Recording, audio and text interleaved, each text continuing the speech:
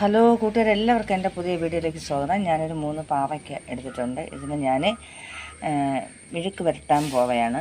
അപ്പോൾ നമുക്ക് വീഡിയോയിലോട്ട് പോവാം. അപ്പോൾ ഞാൻ പാവയ്ക്ക ഒന്ന് വൃത്തിയായിട്ടൊന്ന് കഴുകിയെടുക്കാൻ പോകണം. അരിഞ്ഞതിന് ശേഷം കഴുകാൻ പാടില്ല. അപ്പോൾ അതുകൊണ്ട് നന്നായിട്ടൊന്ന് കഴുകി എടുക്കട്ടെ. പാവയ്ക്ക കഴുകിയതിന് ശേഷം ഇങ്ങനെ കീറി അതിൻ്റെ അകത്തുള്ളതായ അരിയൊക്കെ എടുത്ത് കളഞ്ഞതിന് ശേഷം ചെറുതായിട്ട് ഒന്ന് കട്ട് ചെയ്യാൻ പോകണം. പാവയ്ക്ക് ഇതേപോലെ ചെറിയ കഷ്ണമായിട്ട് അരിഞ്ഞു. ഇനി ഞാൻ ശകലം മുളക് പൊടിയും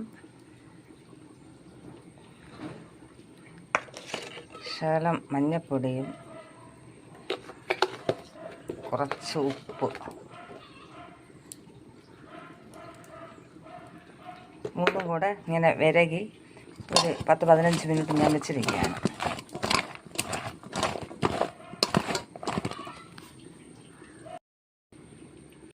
അപ്പോൾ ഞാൻ പാവയ്ക്ക മെഴുക്ക് പുരട്ടാൻ പോവുകയാണ്. അപ്പോൾ ചീനച്ചട്ടി അടുപ്പ് വെച്ചു, എണ്ണ ഒഴിക്കുകയാണ്.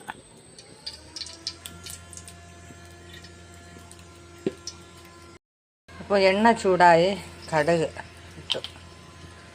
കടുക് പൊട്ടി ഞാൻ കുറച്ച് വെളുത്തുള്ളി, അപ്പം ഞാൻ വെളുത്തുള്ളി ഇട്ടു. ഇനി കുറച്ച് ഉഴുന്നും പരിപ്പാണ്. ഉഴുന്നും പരിപ്പിടുമ്പോഴാണ് നല്ല ടേസ്റ്റ് ആയിരിക്കുന്നത്. അത് ശകലം കൂടുതലിട്ടാലും കുഴപ്പമില്ല, നന്നായിരിക്കും. അടുത്ത് ഞാൻ അതിൽ 2 വറ്റൽ മുളക്,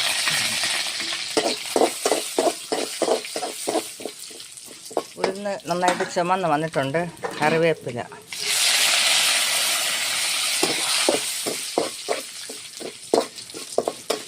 ഉഴുന്ന് ഞാൻ കുറച്ച് കൂടുതലിട്ടിട്ടുണ്ട്. കാരണം ഉഴുന്നിടുമ്പോഴത്തേക്ക് നല്ല ടേസ്റ്റ് ആയിരിക്കും.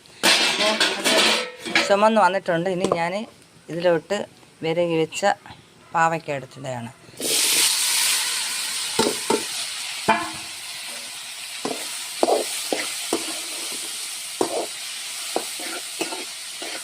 ഇങ്ങനെ പാവയ്ക്ക പിന്നെ മെഴുക്കുമായിട്ട് തിന്നാൻ നല്ല ടേസ്റ്റ് ആയിരിക്കും കഴിക്കാനൊക്കെ. കാരണം ഇതിൽ ഞാൻ വേറെ ഉള്ളി ചേർത്തിട്ടില്ല, മറ്റൊന്നും ചേർത്തിട്ടില്ല, വെറും പാവയ്ക്കയാണ്. പ്രത്യേകിച്ച് ഇത് ഈ രീതിയിൽ ഉണ്ടാക്കി കഴിക്കുമ്പോൾ അത് കഴിക്കാൻ ഒരു പ്രത്യേക ടേസ്റ്റാണ്. ഇനിയൊന്ന് അടച്ച് വെച്ചിട്ട് ചെറുതായിട്ട് തീ കുറച്ച് ഇട്ട് കൊടുക്കണം.